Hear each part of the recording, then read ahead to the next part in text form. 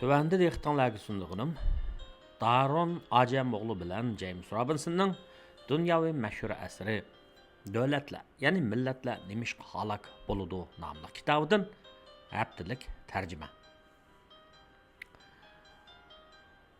Bu qismida men muassa degan so'zni ko'p ishlatilgan bo'lganligim uchun muassa degan so'zning aniqlamasini bir berib o'tay oldi bilan. Muassa biror sohani boshqaradigan, belgilaydigan shtat yoki ma'muriyatga ega bo'lgan tashkilotni ko'z tutadi. Birinchi bob 8 paragraf. 1 yoki 2 milliard dollar pul tepish. Mustamlik qilingan jamiyatlardagi tashkilotlar ham u jamiyatlardagi muassasalarning davomlashib kelayotgan miroslar zamonimizdagi Amerika va Meksikaning o'rtasidagi farqlarni, jumladan Nogalsning ikki tarafidagi farqlarni keltirib chiqargan. Bill Gates bilan Carlos Slimning qanday qilib dunyodagi eng boy ikki kishiga aylanganligiga selishtirma? Ha, to'g'ri. Warren Buffettning bular bilan bayga tushalishi bu natijaning kelib chiqishida zodi qaysi xil kuchlarning muhim rol o'ynaydiganligini tushuntirib berdi. Gatesning va Microsoftning qanday ko'tarilganligi hammaga ayon. Ammo Gatesning dunyodagi eng boy kishi hamda eng ijodiy bo'lgan texnik shirkatning qurg'uvchisi bo'lishdek salohiyatimi? Amerika Adliya Ministrligining 1998-yil 8-mayda monopoliya kuchini suiiste'mol qilganligi sababli Microsoftga qarta haq talab da'vosi etishini to'sab qola olmadi. Bo'libmi, bu yerdagi masala Microsoftning Tor ko'rgusi, ya'ni web browser hamda Tor kazguchisi, ya'ni Internet Explorer qatorliqlarni o'zining mashg'ulot sistemasiga bog'lab olganligi edi. Hukumat doiralarining Bill Gatesga diqqat qilib kelayotgani xeyli yillar bo'lgan bo'lib, 1991-yilda Markaziy savdo komissiyasi Microsoftning xususiy kompyuterlarga bo'lgan monopolligini suiiste'mol qilmaganligini tekshirgan edi. 2021-yil noyabrda Microsoft Amerika Adliya Ministrligi bilan kelishdi. Uning qanotlari qirqildi. Garchi u yegan jazo uning berilish talab qilingan jazodan yenik bo'lgan bo'lsa-mu. Meksikada Carlos Slim pulini yengillik yaratishga tayinib topqani yo'q. Dastlabida u paycheki bozordagi savdoda qaltisligi bilan, keyincha ziyon tortgan shirkatlarni o'zgartib qurib chiqish bilan pul topdi. Uning o'shqa olchi tushgan chaq 1990-yili prezident Carlos Salinas monopoliyalik o'rni turgan Meksikaning uchur aloqa shirkati Telmex'ni xususlashtirgan chaqda uni sotib olgan chaq bo'ldi. 1990-yil prezident Carlos Salinas monopoliyalik o'rni turgan Meksikaning uchur aloqa shirkatini xususlashtirgan bo'lib, 1989-yil sentabrda hukumat bu shirkatning ovoz tashlash huquqiga ega paylarining 51%ni setish niyatini bildirdi va 1990-yil noyabrda setishni qaror qildi. Carlos Slimning Grupo Carson moliya guruhi kimashti qilib setishdi yangdi. Setib olgan paylarga darhol to'lam to'lashning o'rniga Carlos Slim Telmex paylardan kirgan payni setib olgan payga to'lash usulini qo'llanib, to'lamni to'lashni kechiktirdi. Shunday qilib, burungi bir ommaviy monopol shirkat Carlos Slimning xususiy monopol shirkatiga aylandi. Albatta buningdan kelgan payda haddi hisobsiz bo'ldi. Carlos Slimni bayqilgan iqtisodiy muassasalar Amerikaning iqtisodiy muassasalaridan tubdan farq qiladi. Agar siz Meksikalik korxonchi bo'lsangiz, ma'lum sohaga kirishga qo'yilgan to'saqlar siz qilmoqchi bo'lgan ishning har bir bosqichida intayin muhim rol o'ynaydi. Bu to'saqlar elishingiz zarur bo'lgan kenishkidan tortib, tugilmasangiz bo'lmaydigan to'shiklargacha va hamda yo'lingizni to'rib oladigan siyosiy yo'llardan tortib, siz kirmoqchi bo'layotgan sohani so'rayotganlarni, hamda shundaqla bular bilan bir yotqanda yetayotgan pul muomala sohasilardan mablag' ilishning qiyinligini o'z ichiga oladi. Bu to'salg'ular yoki sizning manfaatli sohaga kirishingizni cheklaydigan bo'lishi va yoki sizning raqobatchilaringizni segizitadigan, sizga foydali bo'lib chiqishi mumkin. Bu ikki manzaraning farqi birovning kimni tonishi, kimga ta'sir qilishi, ha to'g'ri, kimga pora berishni bilishidimi ifodalandi. Asli Livanlik bir holliq ko'chman oiladan kelib chiqqan Carlos Slim talantliq, ulug'vor g'oyalik kishi bo'lib, qo'lga keltirish tas bo'lgan hukumat to'xtamlariga erishishning peshvosidir. U Meksikadagi foydasi mo'l bo'lgan telefon aloqa ishlarini qo'lga tushirgandan keyin qo'lini Latin Amerikasining boshqa joylariga uzatdi. Carlos Slimning Telmex monopoliyasiga xirs qilgan ba'zilar bo'lgan bo'lsin, ammo ular muvaffaqiyat qozonolmagan. 1996 yili uzun yo'lliq telefon mulozimati bilan ta'minlaydigan shirkat Avantel Meksika raqobat komissiyasiga iltimos sunib, Telmexning uchur aloqa bozorida hukmron o'rinda yoki emasligini tekshirishni talab qilgan. 1997 yili bu komissiya Telmexning yerlik telefon mulozimati, uzun yo'lliq va xalqaro uchur aloqasi va boshqa jihatlardami cho'nqur monopoliya kuchi borligini chaqalagan. Demak, Meksikaning boshqarish tarmoqlarining bu monopoliyani cheklash jihatidagi urinishlari natijasiz oxirlashgan. Buning bir sababi Carlos Slim va Telmex Recurso de Amparo, ya'ni qo'g'dash iltimosi deb tonilgan usulni qo'llangan. Amparo amaliyotda ma'lum qonunning o'ziga tushmaydiganligi haqidagi iltimos edi. Bu xil Amparo ideyasi 1857-yildagi Meksikaning asos qonuniga tutishilgan bo'lib, aslida xususlarning huquqini va erkinligini qo'g'dashni maqsad qilgan edi. Ammo Telmex va boshqa monopoliya shirkatlarining qo'li bilan bu qonun ularning monopoliyalik o'rnini kuchaytiradigan vositaga aylanib qoldi. Shunday qilib, Amparo kishilarning huquqini qo'g'dashning o'rniga qonunning oldidagi barobarlik chelekidan to'sh ochadigan narsaga aylanib qoldi. Carlos Slimning bu qadar darajada ko'p pul tepishining sababi asosligi uning hokimiyat beshidagilar bilan bo'lgan munosabatining kuchligining bo'lib, Amerikada u igilik tiklashga urinib muvaffaqiyat qozona olmagan. 1999 yili uning Grupo Carso-Maliya guruhi kompyuterni tarqoq sotilgan Comp Amerikani sotib olgan. Shuning bilan birga Comp Amerika shirkati o'zining tovarlarini Meksikada sotish uchun SOS mulozimati deydigan shirkat tijorat huquqini sotib olgan bo'lib, buning bilan u SOS shirkatidan raqobat kammagan turg'liq o'zining zanjirsimon do'konlarini qurish niyati bo'lgani uchun to'xtamning ro'yiga shu zamonda xiloflik qilgan. Shuning bilan SOS mulozimati shirkati Comp Amerika shirkati ustidan Dallas sotiga arz qilgan. Dallasda Meksikadagi o'xshash Amparos bo'lmagani uchun Carlos Slim sotda yengilgan va hamda $454 million jarimanaga uchragan. SOS shirkatining advokati Mark Werner hukmnoma e'lon qilgandan keyin bu hukmnomaning ifodalaydigini zamonimizga dunyoviy igilikda agar shirkatlar bu yerga kelmoqchi bo'lsa, cho'qim Amerikaning qonuniga hurmat qilish kerak deb yozgan. Demak, Carlos Slim Amerika Qo'shma Shtatlarining qonun muassasalarining qarg'a ilish nishoniga aylanganda, uning Meksikada qo'llangan pul tepish taktikasi kerak kelmay qolgan.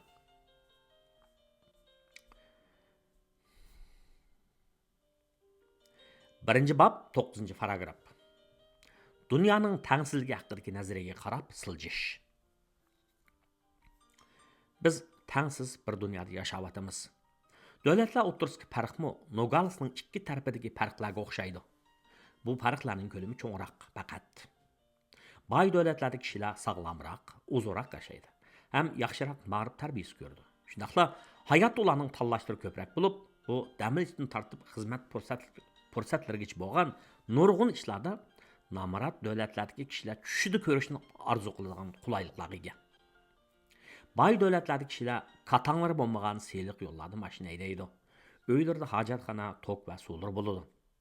Hukumatlar xohlagancha birovlarni qo'lga olmaydi yoki tahdid qilmaydi. Uning aksicha, bu hukumatlar fuqarolarni ma'rif, sahiya, qatnash yo'llari, qonun va tartib qatorliq mulozimat bilan ta'minlaydi.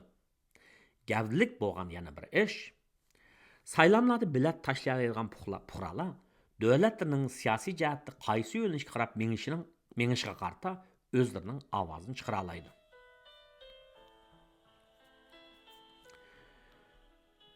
Dunyodagi tangsizlikning g'oyat zo'r farqlari hammaylanga, hatto nomrod davlatlardagi kishilarga muayyan. Garchi ularning ko'pinchisi televizor yoki internetga chiqish qila olmasmi?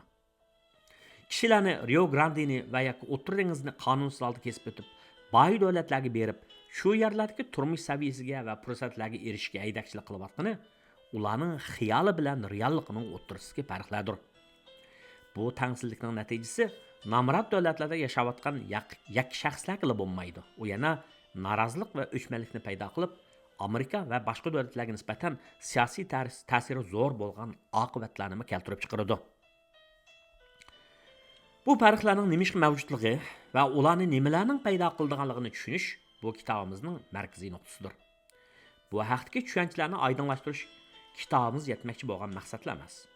Ramratlikda yashayotgan milliardlagan odamlarning hayotini qanday qilib yaxshilaydigan ideyalarni tepish uchun tunji qadamni bosish ham bizning maqsadimizdir. Nogalsning qashalangan ikki tarafida mavjud bo'lgan farqlar, ko'ringan farqlarning faqatli mingning biridir.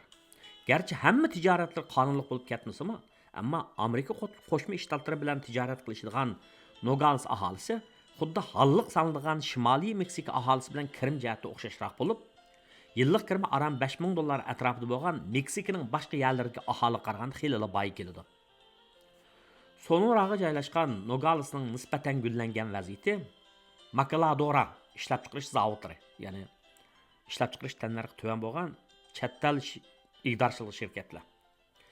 Bularning zavodlarining bu yerdagi sanoat bag'ichisida markazlashganligi sababidan bo'lib, Kaliforniyalik sevat ishlab chiqaradigan korxonachi Richard Campbell bu sanoat bag'ichisida tunji bo'lib zavod qurgan. Bu sanoat bag'ichisida tunji bo'lib ijara oluvchi Arizonaning Nogalsda saksofon va nay muzika asboblari shirkatining egasi Richard Bossning Coin Art, ya'ni tangi san'ati nomli muzika asboblari shirkati bo'lgan.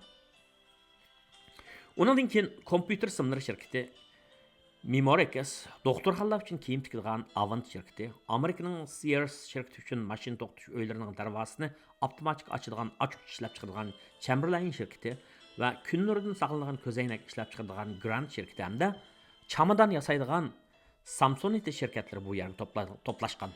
Ahamiyatli bo'lgani, ishlarni qanday qilishni biladigan bularning hammasining bosh o'rni Amerikada turishli shirkatlar va korxonachilarning bo'lishganligi dedi.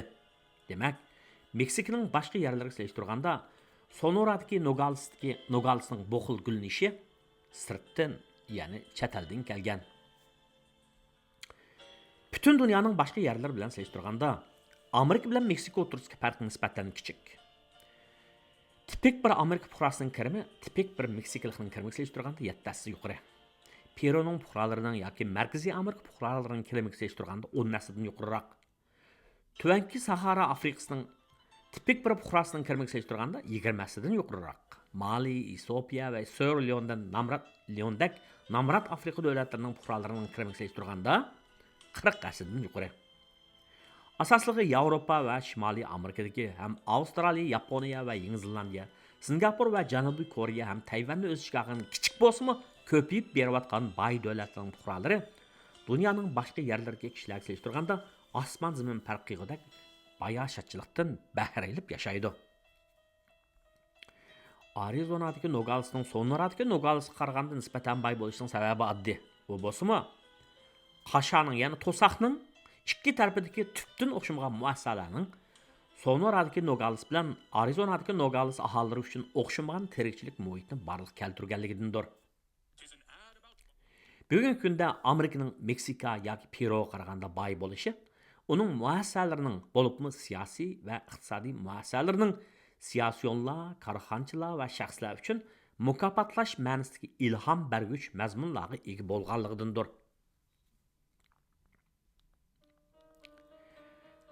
Har qanday bir jamiyat davlat hokimiyatining va uning fuqarolarining kollektiv shaklda barliq keltiradigan va ijro qiladigan bir qator siyosiy va iqtisodiy qoidalar asosida yurishidir.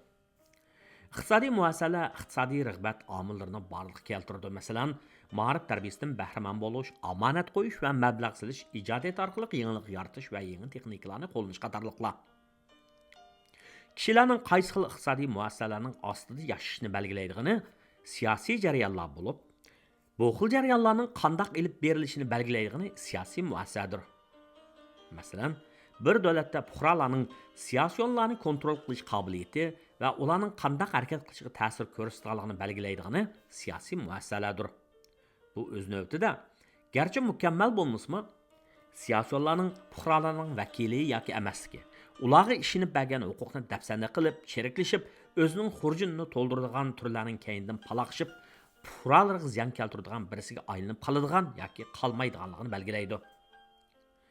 Siyosiy muassasalar yiziq shaklidagi asosiy qonunni va yana jamiyatning demokratik yoki emasligini o'z ichiga olish bilan shakllanmaydi. Bular yana davlatning jamiyatni boshqarish va idora qilish kuchi va iqtidorini o'z ichiga oladi. Jamiyatlarda siyosiy huquqning qanday taqsimlanganligini, bo'libmi o'xshamagan guruhdagi kishilarning kollektiv shaklda o'zlarining o'rtaq nishonini qo'g'lashish yoki boshqa guruhning o'z nishonlariga yetishini to'xtatish qatorliqlarni belgilaydigan omillar haqida kengroq o'ylanish ham zarurdir. Muassasalar real hayotda shaylarning qilmish atmishlarga ta'sir ko'rsatgan bo'lgani uchun ular bir davlatning ro'naq tepishi yoki halok bo'lishini keltirib chiqardi. Jamiyatning hamma sohasida shaxslarning talanti nihoyat muhim bo'lib, hatto uni aktiv kuchga aylantirishdimi, muassalashgan ramkalarning rol o'ynashiga hojat tushdi. Uchur texnika sanoatidagi rivoyat tusiga ega shaxslardan Paul Allen, Steve Ballmer, Steve Jobs, Larry Page, Sergey Brin va Job Bezos'dek gigant kishilarga o'xshashla, Bill Gates'mi ajoyib talant va yuksak g'oyali kishi bo'lib, lekin u eng oxirida iqtisodiy rag'batning jalbkorligiga maftun bo'lgan. Amerika Qo'shma Shtatlaridagi maktab sistemasi Gates va uning o'xshagan boshqalarning o'z talantlarini to'liqlaydigan bir yurish mahoratlarini egallashiga imkoniyat yaratib bergan. Amerikaning iqtisodiy muassasalari bu kishilarning hech to'salg'iga uchramayla nihoyat osonli shirkat qurishiga imkoniyat yaratib bergan. Bu muassasalar yana ularning tijorat turlarini mablag' jihatdan qo'llashga erishtirgan. Amerikaning emgak bozori ularning yaramli xodimlarni xizmatga qabul qilishiga fursat yaratib bergan bo'lsa, nisbatan erkin raqobat bo'lgan bozor muhiti ularning shirkatining kengayishi va mahsulotlarini sotishiga imkoniyat yaratib bergan. Bu egalik tiklovchilar ishning bismillasida o'zlarining ko'ngildagi tijorat turlarining amaliylashidiganligiga ishonch bog'lagan. Ular muassasalarga va ulardan hosil bo'lgan qonun tuzumlariga ishongan. Shundaqla mulk huquqining bexatarligidan ansirashmagan. Muhimi siyosiy muassasalar muqimlik va uzluksizlikni kafolatlantirgan. Ular ko'ngil bilgan bir ish, huquqni changalga kirgizib olib, qoida-qonunlarni buzib, ularning boyligini musodir qilib, ularni turmaga tashlab, ularning jini va mol mulkiga tahdid solgan biror diktatorning maydonga chiqib qolmasligi bo'lgan xolos. Ular yana jamiyatda biror alohida kuchning hukumatni changalga kirgizib olib, uni iqtisodiy jihatda halokatli yo'nalishga elib ketmasligiga alohida diqqat qilgan. Chunki siyosiy kuch ham cheklik ham yetarli darajada kengri taqsimlanganligi uchun bir yurish iqtisodiy muassasalar iqtisodiy gullanishning barliq keltiradigan rag'batlantirish mexanizmini yaratgan. Bu kitob iqtisodiy muassasalarning bir davlatning namrat yoki gullangan bo'lishini belgilashda hal qiluvchi rol o'ynaydiganligini ko'rsatish bilan birga yana bir davlatning qanday iqtisodiy muassasalarga ega bo'lishini uning siyosiy va siyosiy muassasalarining belgilaydiganligini ko'rsatadi. Tegi takdirdan aytganda, Amerikaning yaxshi bo'lgan iqtisodiy muassasalari 1619-yildan keyin asosan maydonga kelgan siyosiy muassasalarning rol o'ynashidan kelib chiqqan. Dunyoning tengsizligi haqida bizning nazariyamiz o'zaro ta'sir ko'rsatadigan siyosiy va iqtisodiy muassasalarning namratlikni yoki gullanishni keltirib chiqaradiganligini ham dunyoning boshqa yerlarining qanday qilib har yurish muassasalarga ega bo'lib qolganligini ko'rsatib berishdir. Bizning Amerika qit'asining tarixini qisqacha so'zlab o'tishimiz siyosiy va iqtisodiy muassasalarni o'zgartirib mangan kuchlarni tushuntirish uchundir.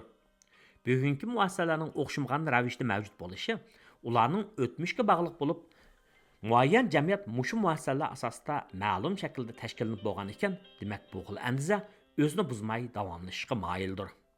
Biz bu paketning siyosiy va iqtisodiy muassasalarning bir-biriga ta'sir ko'rsatishdan keladiganligini tushuntirib o'tamiz. Bu andizalardagi izchillik va uni barliq keltirgan kuchlar dalnimishqa dunyodagi tengsizlikni yo'qotib, nomrod davlatlarni boy qilishning shu qadar tas ekanligini tushuntirdi. Gerçi ikki Nogalisning o'tirisidagi ham Meksika bilan Amerikaning o'tirisidagi farqlarning shakllanishida muassasalar hal qiluvchi rol o'ynagan bo'lsa-mu, ammo bu deganlik Meksikada bu muassasalarni o'zgartirishga qarata fikr birdakligi bor deganlikdan derak bermaydi. bir jamiyat uchun o'zining iqtisodiy jihati gulinishi va yoki fuqarolarning farovonligi uchun eng yaxshi bo'lgan muassasalarni borliq keltirish yoki ilg'or deb qaralgan muassasalarni qabul qilishning zaruriyati yo'q. Chunki boshqa muassasalar siyosatni va siyosiy muassasalarni kontrol qilganlar uchun texnik bayliqdir. Huquqni tutganlar bilan avam qaysi muassasalarning saqlanib, qaysi muassasalarning o'zgartirilishi haqida doim kelisholmay qoladi. Carlos Slimning siyosiy yo'llar bilan bo'lgan munosabatning uzilishi va boshqalarning u monopoliya qilgan sohaga kirishini to'saydigan cheklamalarning g'oyib bo'lishi uni xush qilmaydi albatta. Garchi u ya'ni shu xil monopoliya cheklamasini buzish Meksikada millionlagan kishini boy qiladigan ish bo'lsa-mu. Chunki bu yerda birdaklik yo'q. Siyosat jamiyatlarning qandoq idora qilinishini, ya'ni kimda huquq bo'lishi va u huquqning qandoq ishlatilishini belgilaydi. Carlos Slimning o'zi xohlagan narsaga erisha oladigan huquqi bor. Uning sizlar turganda Bill Gatesning huquqi cheklik. Mana bu nemishqa bizning nazariyamizning iqtisod haqida emas, ham yana siyosat haqida ekanligining sababidir. Deyishga bo'ladi-ki, bu nazariya muassasalarning davlatlarning ro'naq tepishi yoki aloq bo'lishiga ko'rsatgan ta'siri shu vajidan namratlik va gulnish ixtisosshunosligi haqidadir.